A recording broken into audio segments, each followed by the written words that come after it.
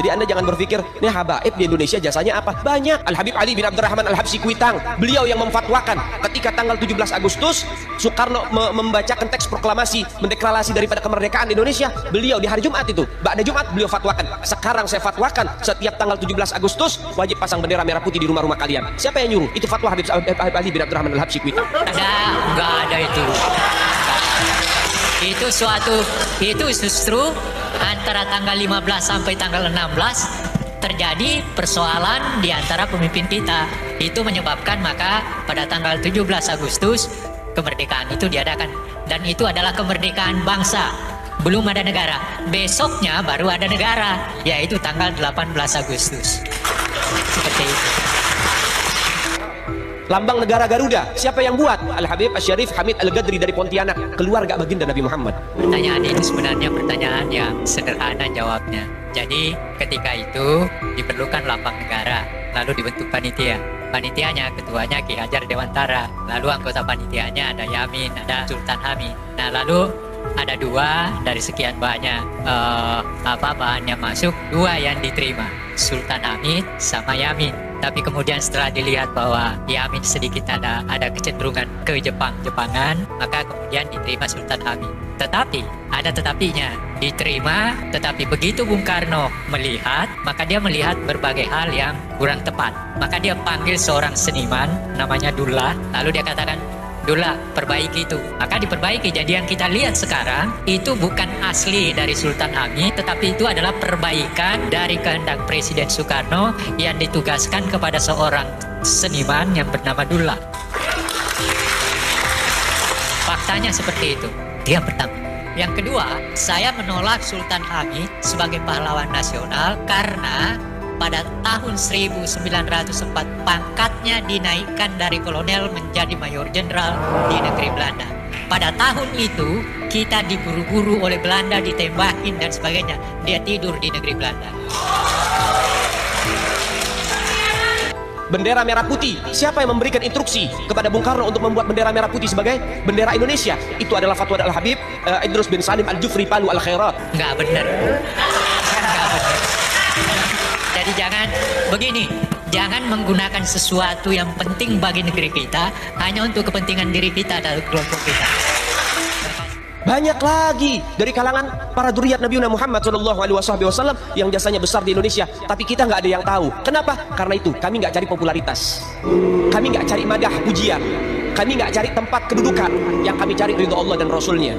Mereka mengatakan bahwa Mbah Hasyim Asy'ari ini ketika mendirikan Nahdlatul Ulama, termasuk para founding father kita mau memproklamirkan kemerdekaan Indonesia, itu tanggalnya atas restu daripada Habib Ali Habsyi Kuitang. Itu saya nyatakan salah besar.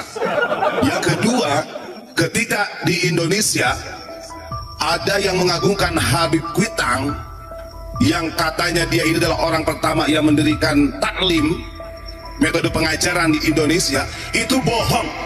Yang seakan-akan yang berhasil mengislamkan Batavia, membuat metode pengajaran taklim ini adalah hasil dari Habib Ali Al-Habsyi Kuitang. Salah gitu. Jauh-jauh hari sebelum mereka ada di Indonesia, Syekh Junaid itu sudah menjadi ulama besar. Syekh Junaid Betawi ini hampir dilupakan loh di tanahnya, di Batavia. Kalau sekarang Jakarta, orang sibuk-sibuk jaroh kok makomnya Kuitang. Ulama kita yang sebenarnya yang berjuang dilupakan. Ada upaya-upaya dari para Habib ini untuk menggeser itu semua. Supaya apa? Supaya ke depan minimal kalau orang sejarah tidak hanya ke Wali Songo tapi juga kepada Habib. Makanya tiba-tiba ada Habib yang bikin makam palsu gitu. Itu bahasanya lain, agak berat ini. Ada Habib yang karismatik, yang jamaahnya besar, tiba-tiba bikin makam palsu. Itu tujuannya apa? Untuk menyaingi makam-makam Wali Songo gitu. Agar ke depan 10-20 tahun mendatang anak-anak kita tidak lagi ziarah ke Wali Songo, tapi ziarah kepada Habib-Habib ini gitu. Kenapa? Karena inilah awal mulanya gitu. Mereka ingin agar Wali Songo itu dianggap bukan keturunan Nabi. Nah, kalau ini kemudian dibiarkan, tidak kita berikan perlawanan, jangan-jangan sejarah di Indonesia juga akan berubah dan kemudian tidak diakui lagi bahwa Wali Songo lah yang membawa ajaran agama Islam di Indonesia. Ini upaya untuk supaya umat Islam benci terhadap keluarga baginda Nabi Muhammad. Hati-hati saudara sekalian. Nabi bilang, man mata ala bugdi ahlil bait mata yahudian atau nasranian. Siapa orang yang mati membawa benci kepada keluarga baginda Nabi Muhammad, dipastikan mati dalam keadaan Yahudi ataupun Nasrani, atau dalam bahasa daripada sederhananya, mati dalam keadaan murtad. Sahabat tanya, wa in sama wa shalla ya Rasulullah, walaupun orang itu puasa, walaupun orang itu sholat, apa tetap hitung mati murtad?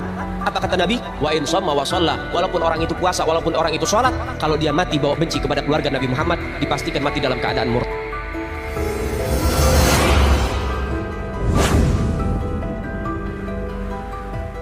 Oknum-oknum Habib seperti inilah yang membahayakan masa depan bangsa ini. Kenapa kita menyebutkan kata oknum-oknum Habib? Ya, karena bukan hanya satu atau dua orang Habib saja yang sengaja mengaburkan dan membelokkan sejarah bangsa ini, sejarah Nusantara ini. Ia dengan sengaja mengaburkan bahkan secara jelas membelokkan sejarah bangsa ini, dengan ceramahnya di depan jamaahnya. Ia mengatakan, Habib di Indonesia ini jasanya apa? Kemudian ia mengatakan jasa Habaib di Indonesia ini sangat banyak. Ia mencontohkan Al-Habib Ali Abdurrahman Al-Habsyi Kuitang. Beliaulah yang memfatwakan ketika tanggal 17 Agustus Soekarno membacakan teks proklamasi mendeklarasikan daripada kemerdekaan Indonesia di hari Jumat. Habib Ali Al-Habsyi Kuitanglah yang memfatwakan setiap tanggal 17 Agustus wajib bangsa Indonesia memasang bendera merah putih di rumah masing-masing. Namun pernyataan oknum Habib Ngibul itu langsung dibantah oleh Dr. Anhar Gonggong MA, seorang ahli sejarah dan birokrat Indonesia. Menurut beliau, tanggal 17 Agustus itu adalah kemerdekaan bangsa, belum ada negara, baru besoknya, ada negara, yaitu tanggal 18 Agustus. Bukan itu saja, oknum Habib Ngibul ini juga mengklaim bahwa lambang Garuda, yang membuat juga Habaib dari Pontianak katanya. Lagi-lagi pernyataan Habib Ngibul itu langsung diluruskan oleh Dr. Anhar Gonggong. Menurut beliau, jadi ketika itu, setelah dideklarasikan kemerdekaan bangsa ini, kemudian diperlukan lambang negara lalu dibentuklah panitia. Ketua panitianya adalah Ki Hajar Dewantara, lalu anggota panitianya ada Yamin, ada Sultan Hamid.